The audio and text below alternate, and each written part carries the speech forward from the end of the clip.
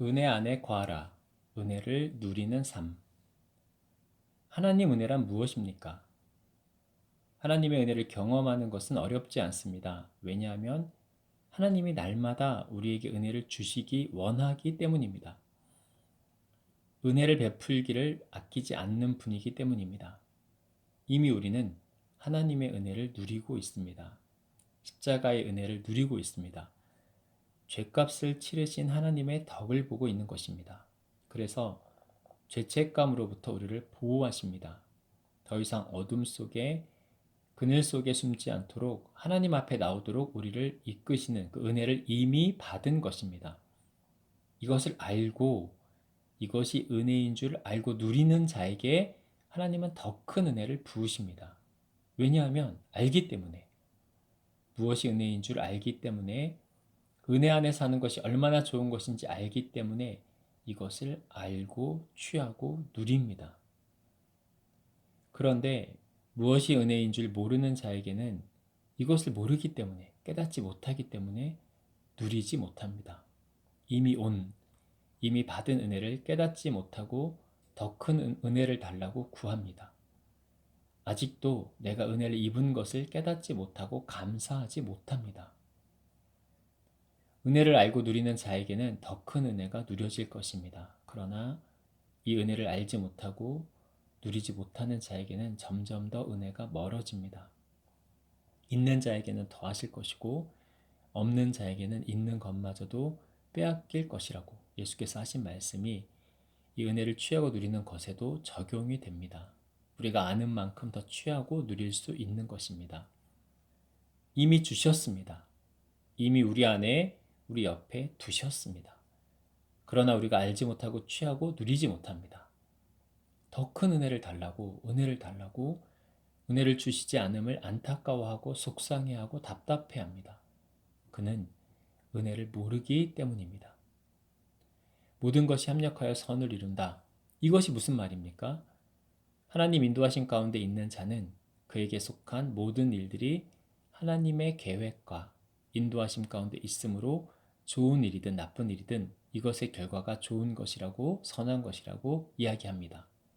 이것을 알고 누리는 자는 하나님 은혜를 취하는 자입니다.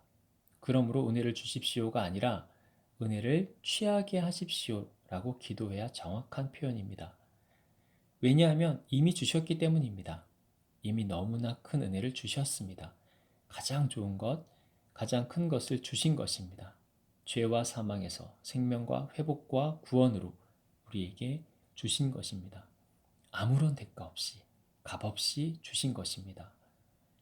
이 큰 은혜를 들고 우리가 더 큰 은혜를 구할 수가 있습니까?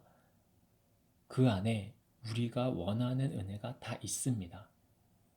은혜를 주십시오, 은혜를 구하라 이것이 아니라 이미 주신 은혜를 취하라, 누리라, 무엇이 은혜인 줄 알라. 무엇이 은혜인 줄 알고 취하고 누리는 자, 그에게 늘 은혜가 함께할 것입니다.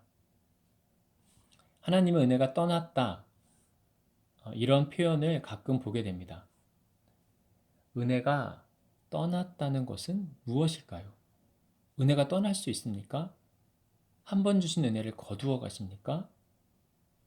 하나님 누구에게나 똑같이 주셨습니다. 공평하게 허락하셨습니다. 그러나 이것을 무시하고 거부하는 자에게는 은혜가 그에게로 갈 수 없습니다. 이것도 정확히 표현하면 은혜를 거두시고 가져가신 것이 아니라 우리가 은혜를 찬 것입니다. 거부한 것입니다. 거절한 것입니다. 줬다 뺏었다 하시는 분이 아닙니다. 하나님 누구에게나 똑같이 같은 마음으로 같은 사랑으로 우리에게 은혜를 주십니다. 주기 원하십니다. 그러나 누구는 은혜를 누리고 누구는 은혜를 누리지 못합니다.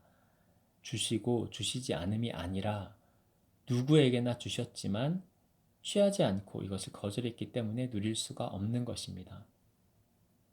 하나님 은혜는 누구에게나 동일합니다. 누구에게나 주셨습니다. 차별하지 않습니다. 잘난 자나 못난 자나 남자나 여자나 어른이나 어린아이나 선을 많이 행한 자나 그렇지 못한 자나 강한 자나 연약한 자나 누구에게나 똑같이 주어진 이 은혜를 알고 누리는 자는 그의 것입니다. 그러나 이것을 깨닫지 못하고 거절하고 거부하고 무시하는 자에게는 은혜가 주어지지 않은 것과 같습니다. 하나님의 은혜는 하나님의 함께하심을 경험하는 삶입니다. 내가 혼자 있는 것이 아니라 홀로 행하는 것이 아니라 하나님이 나를 아시고 나를 인도하시고 나와 함께 하신다는 그 임재의 증거입니다. 그러므로 이 은혜를 알고 취하고 누리는 것이 너무나 중요합니다. 은혜를 누리는 삶이 없으면 나와 하나님과의 관계를 의심해 보아야 합니다. 내가 하나님을 아는가? 내가 하나님 안에 있는가? 하나님과의 관계 가운데 있는가? 아버지와 아들과의, 딸과의 관계 가운데 있는가? 내가 떨어져 있는 것이 아닌가? 거절하고 무시하고 외면하는 것이 아닌가? 아버지와의 관계를 돌아보아야 합니다. 은혜를 누리는 삶, 이것은 이미 우리에게 주어졌습니다. 우리가 이것을 붙잡고 받아들고 취하고 누리는 것, 무엇이 은혜인 줄 알 때 이것이 우리의 것이 됩니다. 그러면 무엇이 은혜인지 어떻게 알 수 있습니까? 영으로 깨닫는 것이다. 가장 큰 은혜를 받았음을 깨달을 때, 내가 받을 수 없는 것을 받았음을 알게 될 때, 이것이 그의 것이 되는 것이다.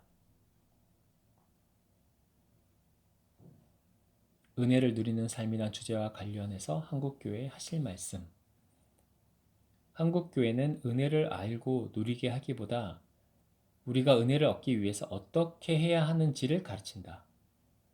우리가 어떻게 해서 받은 것은 은혜가 아니다.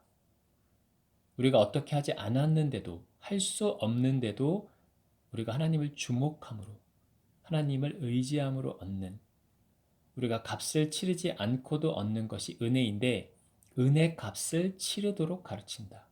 이것은 은혜가 아니다. 은혜를 경험할 수 없다. 나의 의로 얻은 것이므로 하나님의 은혜가 아닙니다. 그러므로 그 영광이 하나님께 가지 않습니다. 내가 취하게 됩니다. 하나님과의 관계가 더 가까워지는 것이 아니라 멀어지고 맙니다. 선동하지 마라. 무엇이 은혜인지 분명히 가르치라. 깨닫게 하라. 스스로 그것을 찾고 알게 하라.